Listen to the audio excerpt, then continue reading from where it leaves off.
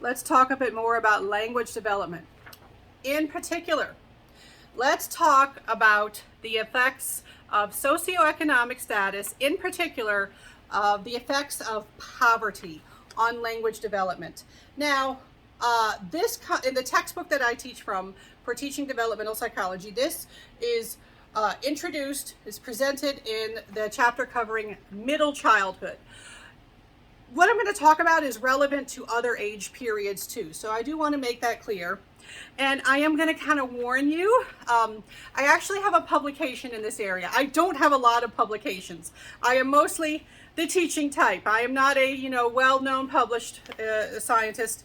I try. But my one publication in a top journal, it's in this area. So here I am, suppressing the urge to tell you more. I will tell you what you need to know. I will tell you what you need to know for the test. Those of you joining from the outside, I can't guarantee I'm going to go over everything that you would need for your class if you were watching this to supplement your classroom information. But here we go. All right, so socioeconomic status. Remember that socioeconomic status involves 5 things, 2 of them having to do with financial resources, but also it involves things like neighborhood quality, education, occupational prestige. We're really going to focus on the money aspect for a lot of what we're going to talk about here. It's really beneficial to have money. Have you heard that? Have you experienced that? Man, money. If you don't have money, it causes a lot of problems. If you do have money, it solves a lot of problems. Even if you don't realize it, because you have enough money that you don't realize that you're not hurting. Money is very helpful. Money is helpful for child development. And a lot of people will not acknowledge that fact, or maybe they take it for granted that they had enough, so they don't realize how impactful it can be if you don't have enough. All right, so let's just start with some findings. We do see cognitive and language differences when we compare children living in poverty to all other children, or if we classify families as high SES or low SES, and we do comparisons, we see definite statistically significant differences. What are some of the differences that we see? We see that they know fewer, who am I talking about? Who am I theying here? All right, let's focus on the children growing up in poverty. Okay, that's who we're talking about.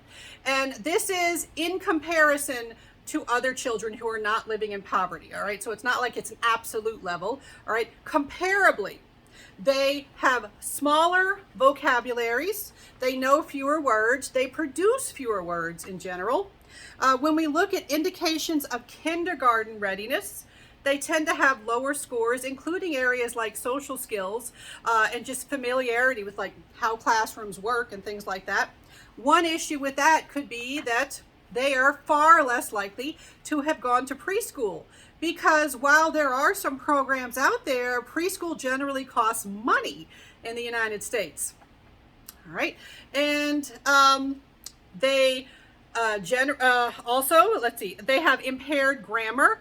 Now, this is kind of a tricky finding because some folks who study language have pointed out that when we do assess their grammar, we very much focus on what we consider acceptable grammar, which is very much shaped by Caucasian language patterns.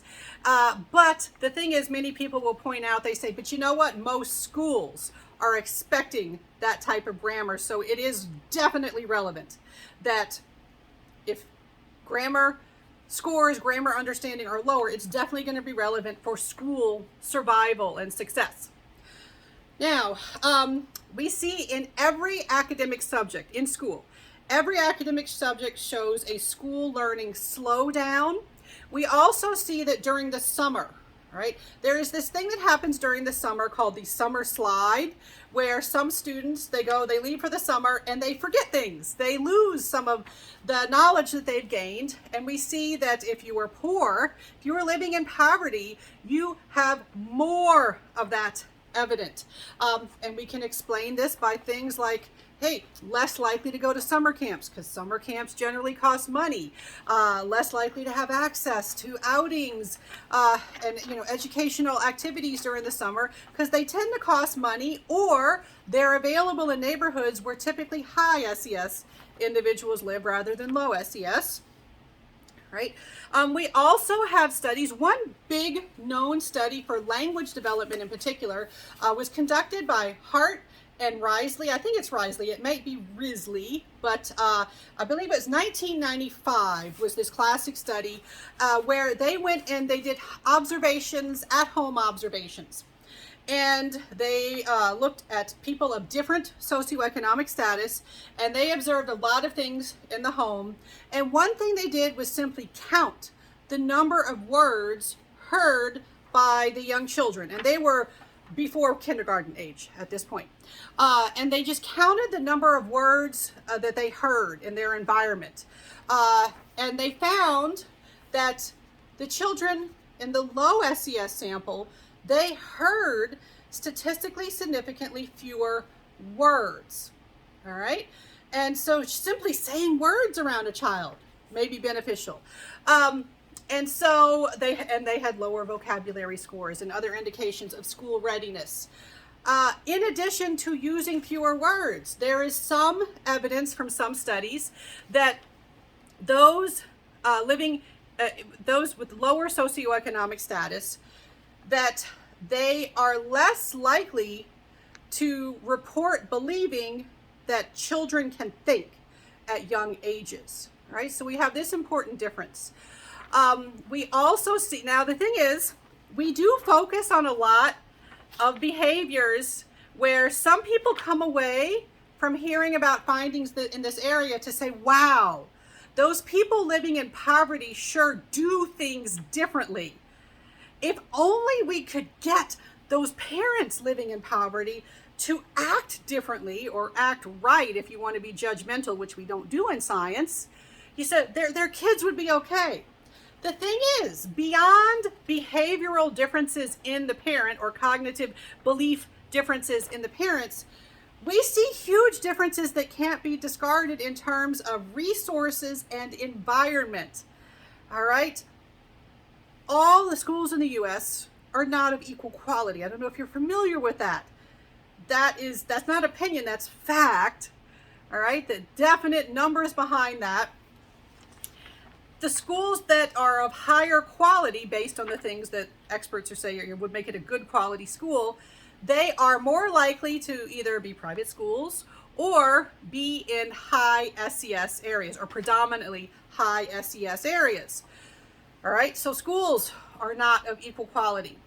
Things like educational places like museums and like nature centers and things like that, where you might go to learn, they very often are closer to higher SES neighborhoods. The good libraries with more, better resources, more accessible. Guess where they often are? More likely to be in the higher SES areas. Experiencing stress and prejudice and discrimination. You see more of that with families living in poverty. You also see that a lot of parents living in poverty are working a lot. I know there are stereotypes about people living in poverty, but a lot of people living in poverty work a lot to make very little. There are numbers to support that. This is not just something that, I'm making up. And they are stressed, they are overwhelmed. All right, so you've got overwhelmed parents, you've got more environmental stressors being presented. A lot of factors can explain why we see these differences when you look at children living in poverty and their cognitive and language development. The differences are there. They are not there for just one reason. All right, and you cannot blame their parents for the differences, because it's much more than that. Now, in addition to simple performance differences, we also have differences. There is emerging evidence for differences in brain development in children living in poverty. Now, I have previously mentioned the dangers of stress. they experience more stress. They are more likely to experience stress. So, the things we talked about, how previously stress can elevate cortisol, it can interfere with the development of something called the HPA axis, and it can lead to an atypical fight or flight response. Yes, that is still true, and it is still relevant to interfering with learning and cognitive development. Now, we also see that the hippocampus may develop differently. What is the hippocampus? If you need a refresher, the hippocampus is strongly associated with memory. All right, so memory may be affected because this part of the brain that's strongly tied to memory functions may develop differently in children growing up in poverty. And we also, and I mentioned the HPA axis. All right, so their brains may be different too. How do we fix the problem? Because I often will have students like, it's so what can we do about this? First of all, we have to acknowledge that the problem exists. We do find that when we do try to start programs, we start to try to study some pilot programs to figure out what we can do. We often find that some people are resistant, perhaps because of privilege, because they didn't go through these experiences. They're often resistant, like, oh, that's not really true. Some people will think that it's as simple as just, well, tell the parents they need to talk to their children. Tell the parents they need to read to their children, problem solved. No, that does not solve problems. If you are exhausted, if you yourself didn't learn decent reading skills, it may not be fun or enjoyable for you to read. You can get cheap books, but it's still not as easy as it is for everyone else to engage in things like book reading. All right, so I just want to leave you with the idea that yes, this problem exists. We need to acknowledge that it exists. And if we are going to help the problem, we probably need to investigate complicated solutions that address a lot of factors. Like, how can we help the environment, not just, that individual parent? I did keep it short. I could have told you so much more.